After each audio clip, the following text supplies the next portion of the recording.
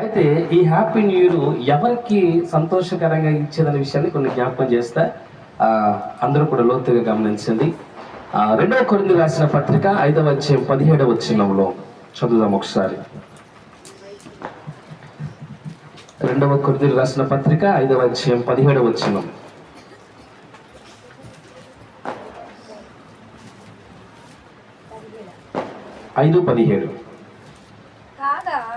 కాగా ఎవడైనను క్రీస్తునందున్న ఎడల వాడు నూతన సృష్టి, పాతవి గతించెను, ఇదిగో క్రొత్తవాయి. ప్రభువా నీ పాదాలకు స్తోత్రాలయ్యా, నీకే మహిమ కలుగును గాక.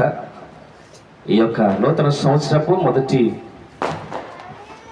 స్వార్థ ప్రకటనలో ఈ మెసేజ్లో మాకు తోడుగా ఉండి నీ బిడ్డలందరినీ కూడా సరిచేసి మేమంతా కూడా నూతన సృష్టిగా మార్పు చెందుటకు సహాయం చేయమని యేసు నామములో ఇచ్చినాను పరమ తండ్రి, ఆమేన్. హల్లెలూయా. ఇక్కడ అందరూ కూడా హ్యాపీ న్యూ ఇయర్ అని చక్కగా చెప్పుకుంటారు, రేపంతా చెప్పుకుంటారు. యాక్చువల్గా ఈ హ్యాపీ న్యూ ఇయర్లో హ్యాపీ ఒకటి చెప్పుకుంటారు తప్ప హ్యాపీ తీసి సాడ్ న్యూ ఇయర్ అని పెట్టుకుంటాం. ఎందుకని అలా అంటున్నావు? లోకమంతా కూడా ఏం జరుపుకుంటుంది? Happy new year. ఎందుకనంటే పాతది గతించిపోయి కొత్త సంవత్సరం వస్తే ఏం చేయాలి? మనం ఆనందించాలి. హల్లెలూయా. కానీ ఒక లోతైన మర్మం చెప్పమంటారా? ఈ సంవత్సరం నాకు 34 సంవత్సరాలు.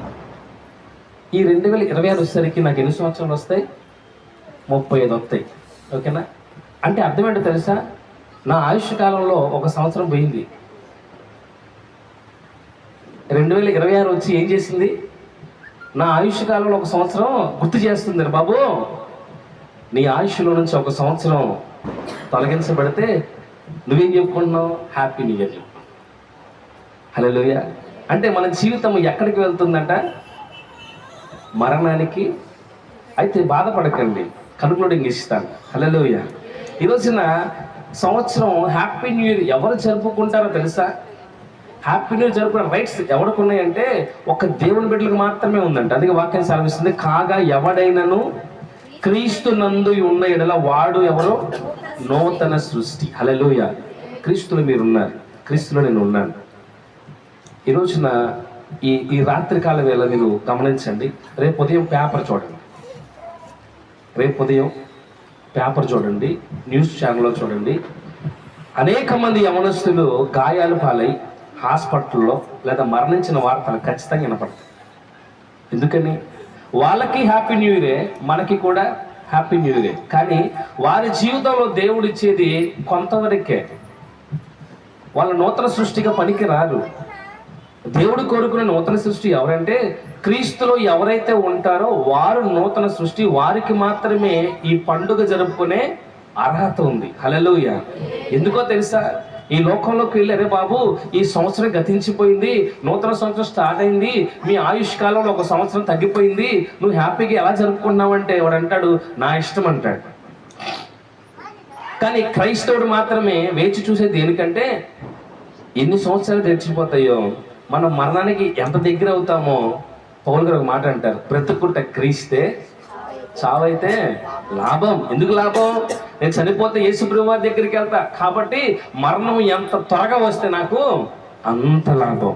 సో అటువంటి వారికే ఈ పండుగ జరుపుకునే రైట్స్ ఉంటాయి, అందరికీ కాదు. త్రాగుబోతులు ఈ పండుగ జరుపుకోవడానికి అనర్హులు, లోకానుసారులు ఈ పండుగ జరుపుకోవడానికి అనర్హులు. ఎందుకంటే దేవుడు చెప్తున్నాడు, అరే బాబు నీ ఆయుష్ కాలంలో ఒక సంవత్సరం పోయింది, అయినా నువ్వేం చేస్తున్నావు? సెలబ్రేట్ చేసుకుంటున్నావు. ఎవరైనా ఒక 10 రోజులు చచ్చిపోతామంటే సెలబ్రేషన్ చేసుకుంటారా? పోనీ ఒక 20 రోజుల్లో చచ్చిపోతారా నువ్వంటే? పోనీ ఒక 2 సంవత్సరాలు చచ్చిపోతారా? ఖచ్చితంగా ఈ రోజు చచ్చిపోతావు తెలిసిందనుకో, ఎవరైనా పండుగ చేసుకుంటాడా? కానీ ఈ రోజున నువ్వు అనుకుంటున్నావు క్యాలెండర్ మారంగానే హ్యాపీ న్యూ ఇయర్ అనుకుంటున్నావు, కానీ నీ లైఫ్లో ఒక సంవత్సరము ముగించబడింది, నీ ఆయుష్ కాలంలో ఒక సంవత్సరం తరిగిపోయింది, నువ్వు మరణానికి దగ్గర అవుతున్న విషయాన్ని ప్రజలు ఎవరు కూడా నమ్మరు. కానీ ఎవడైతే క్రీస్తు నందు ఉంటాడో వాడు మాత్రమే నూతన సృష్టి. హల్లెలూయా. అనగా నువ్వు దేవునికి ఎంత దగ్గరగా వెళ్తావో, నువ్వు క్రీస్తులో ఎంత లోతుగా ఉంటావో, వాడు మాత్రము ఈ పండుగ జరుపుకోవటానికి అర్హుడు. హల్లెలూయా, హల్లెలూయా. నేను ఒక విషయం అడుగుతా, యేసు ప్రభువు రాత్రి వచ్చేసాడు అనుకో, ఎంతమందికి ఇష్టం? నిజంగా చెప్పండి అమ్మ. ఒక ఆవిడ మీటింగ్లో, ఎవరు లేక ఒంటరినై అందరికీ నే దూరమై అనాథగా మిగిలాను నువ్వు రావా యేసయ్య అని పాడుతుంది. అయ్యగారు అన్నారు, ఆపమ్మ, ఏసీ ఉత్తేసం ఉంటావేడా? అసలు పాడే రైట్స్ నీకు ఉన్నాయా? ఇప్పుడు రమ్మంటున్నావు. 2 పేతురు రాసిన పత్రిక 3:9 ఏమంటే తెలుసా? దేవుడు రావడానికి వెనకడుగు వేస్తున్నాడు. హల్లెలూయా. దేవుడు రావడానికి ఎందుకు వెనకడుగు వేస్తున్నాడంటే, ఇంకా అనేక మంది నశించిపోయే గుంపులో ఉన్నారు. వారి కొరకు ఆయన ఏం చేస్తున్నాడు? దీర్ఘశాంతము కలిగి ఈ 2025 కూడా ఓపిక కలిగాడు. హల్లెలూయా. మనలో నాకు తెలిసి చాలా మంది చనిపోవాలి, మనలో చాలా మంది నశించిపోవాలి. కానీ దేవుడు దీర్ఘశాంతము కలిగి మన కొరకు ఏం చేశాడు? మరొక సంవత్సరం అనే దయా కిరీటాన్ని ఈ రోజున నీ మీద, నా మీద, అందరి మీద కూడా పెట్టి అభిషేకించి, నాయన ఈ 2026 అయినా నువ్వేం చేయి? నాలో బ్రతుకు. హల్లెలూయా. నాలో నువ్వు జీవిస్తే నువ్వు నూతన సృష్టివి. లోకానుసారంగా జీవించేవాడికి హ్యాపీ న్యూ ఇయర్తో పని లేదు. లోకానుసారుడికి క్యాలెండర్తో పని లేదు. లోకానుసారుడికి దేవుడితో పని లేదు. ఈ రోజున వారి ఆలోచనలు, వారి తలంపులే వారికి ఏం కలగాల? Happy new year. రాత్రంతా అరుస్తారు, రేపంతా అరుస్తారు, కానీ ఎల్లుండి ఒక్కడు కూడా చెప్పడు హ్యాపీ న్యూ ఇయర్ అని. కానీ క్రీస్తులో ఎవడైతే ఉంటాడో వాడు ఎప్పుడు కలుసుకున్నా కానీ ఏమడుగుతాడు తెలుసా? క్రైస్తవుడు అంటే అర్థం ఏంటి అమ్మా? దేవుణ్ణి స్తుతించు. ఈ మాట ఎందుకు వచ్చింది? నేను క్రీస్తులో ఉన్నాను కాబట్టి నేను కనపడిన వెంటనే అయ్యా క్రీస్తుని స్తుతించు అంటే, మీరు కూడా అన్నేమంటారు? క్రీస్తుని స్తుతించు. హల్లెలూయా. మళ్ళా దేవుడు అంటున్నాడు, పాతవి గతించిపోయినాయి, సమస్తము కూడా. కొన్ని పాయింట్లు మీకు చెప్పినా ముందుకు వెళ్తాను. మొదటి పాయింట్, ఎవరు హ్యాపీగా ఉంటారంటే, ఈ సమయంలో కేకులు అమ్మేవాడు హ్యాపీగా ఉంటాడు, మంచి వ్యాపారం. అవునా? అలాగే మందు అమ్మేవాడు హ్యాపీగా ఉంటాడు, సూపర్ వ్యాపారం. అవునా కదా? పెట్రోల్ బంకులు హ్యాపీగా ఉంటారు, ఎందుకని? కుర్రలు రాత్రం తిరగాలి పెట్రోల్. సో వ్యాపారస్తులందరూ కూడా హ్యాపీ. కానీ ఎవరికి హ్యాపీ లేదు తెలుసా? రేపు ఫోటోలు పడతాయి టీవీలో, పేపర్లో కొన్ని ఫొటోస్ పడతాయి, వాడికి హ్యాపీ ఉండదు. రేపటి నుంచి వారి కుటుంబాల్లో హ్యాపీ ఉండదు, వారి భార్య బిడ్డలకి హ్యాపీ ఉండదు. కానీ దేవుడు అన్నాడు, ఎవడైతే నాలో ఉంటాడో వాడు అనుదినమో కూడా వాడికి ప్రతిరోజు హ్యాపీ న్యూ ఇయర్. దేవునికి స్తోత్రం కలుగును గాక. 12 దాటంగానే బాంబులు పేల్చారు. అలా అనుకుంటే ప్రతిరోజు 12 గంటలకు పేల్చాలి నువ్వు. ఎందుకని? ఒక రోజు గడిచి నూతన దినం వస్తుందంటే నీకు ప్రతిరోజు కూడా ఏంటి అన్నట్టు? హ్యాపీ న్యూ ఇయరే. ఒక క్షణము గడిచి నిన్న రామరపల్లిలో పోయిన నెల అనుకుంటా, ఒక వ్యక్తి త్వరగా పని అయిపోయిందని చెప్పేసి ఇంటికి వస్తున్నాడు ఆ క్యారేజ్ బ్యాగ్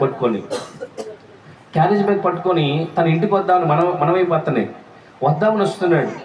అటువైపు నుంచి ఒక టిప్పర్ అతను కూడా త్వరగా పని ముగించుకుని ఇంటికి వెళ్దామని ఆ టిప్పర్ వస్తున్నాడు. ఇద్దరు అనుకున్నారు చక్కగా గమ్యస్థానానికి వెళ్ళిపోవచ్చు. ఇద్దరు అనుకున్నారు నా పని త్వరగా ముగించి నేను ఇంటికి వెళ్ళొచ్చు. ఈ లారీ అతను అనుకున్నాడు నేను కూడా త్వరగా పని ముగించి ఇంటికి వెళ్ళిపోతాను. ఇద్దరు కూడా ప్రయాణం ఎలాగుందంటే ఒకే ఆలోచన. కానీ అనుకునే విధంగా ఈ వ్యక్తి చూసుకోలేదు, ఈ లారీ వ్యక్తి చూసుకోలేదు. ఈ లారీ అటుగా వచ్చి అతని మీదకి ఎక్కేసి అతను చనిపోయాడు. ఈ లారీను అతను తీసుకెళ్లి జైల్లో కూర్చోబెట్టారు. ఈ రోజున వారికి హ్యాపీ న్యూ ఇయర్ జరుపుకోవడానికి ఆ కుటుంబాలు జరుపుకుంటాయా? ఈ రేకులు ఇచ్చినటువంటి అభియానాలు ఇంట్లో నెల తిరగకుండా 2 మరణాలు, తల్లి చనిపోయింది, తండ్రి చనిపోయాడు. ఈ రేకులు ఇచ్చిన అవినాష్ అన్న జరుపుకుంటాడు హ్యాపీ న్యూ ఇయర్? జరుపుకోగలడా? గవర్నమెంట్ హాస్పిటల్ అనేక మంది కాళ్ళు చేతులు విరిగి ఆపరేషన్లతో బాధపడుతున్న వాళ్ళు ఇప్పుడు పక్క బిడ్డడికి హ్యాపీ న్యూస్ చెప్పగలడా? చెప్పలేదు. జైల్లో ఉన్నవాళ్ళు హ్యాపీగా ఉంటారా? కానీ ఈ రోజున దేవుడు నీకు నాకు సంతోషంగా అందుకే సంతోషమే సమాధానమే. సమాధానం ఎక్కడ తెలుసా? దేవుడు అన్నాడు భూమి మీద తనకిష్టమైన ప్రజలకు ఏం కలిగిందంట? సమాధానం. హల్లెలూయా. ఈరోజు దేవుని దృష్టిలో నువ్వు నేను ఎలాంటి వాళ్ళం అంటే దేవునికి ఇష్టమైన వాళ్ళం కాబట్టే 1 సంవత్సరం బహుమానంగా ఇచ్చాడు. హల్లెలూయా. మన ఇంటికి మాధవి యొక్క క్యాలెండర్ బహుమానంగా ఇచ్చింది. క్యాలెండర్ బహుమానంగా ఇచ్చినట్లుగా దేవుడు ఈ సంవత్సరాన్ని మనకి ఏమి ఇచ్చాడు? బహుమానంగా ఇచ్చాడు. హల్లెలూయా. ఈ బహుమానం మీరు ఎలా చూసుకోవాలి? క్రీస్తులో ఉంటే మీకు అది హ్యాపీ న్యూ ఇయర్. క్రీస్తుని విడిచిపెడితే ఆ అన్న అన్నాడు, నేను 2013-14లో నేను ఎలాగ ఉండేవాడిని? దేవునికి దూరంగా ఉన్నాను. వాళ్ళ అన్న వెనకాల పరిగెట్టేవాడంట, రారా ఈ సమయంలో వద్దురా అంటే నువ్వెవడు నాకు చెప్పడానికి? పోయిన డిసెంబర్ 31 ఆ అన్న ఒక చోట ఉన్నాడు, ఈ అన్న ఒక చోట ఉన్నాడు, నువ్వు ఒక చోట ఉన్నావు. కానీ ఈ రోజున మనం ఎక్కడున్నాం? క్రీస్తులో ఉన్నాం. దేవునికి స్తోత్రం కలుగును గాక. సో ఈ రోజు నువ్వు నేను ఎవరంటే వాక్యం సెలవిస్తా ఉంది, నువ్వు నేనట నూతన సృష్టి. సో ఈ హ్యాపీ న్యూ ఇయర్ జరుపుకోవటానికి నిజమైన అర్హత ఎవరికి ఉందంటే మనకే ఉంది. హల్లెలూయా. ప్రతి ఆదివారం హ్యాపీ న్యూ ఇయర్ మనకి. ప్రతి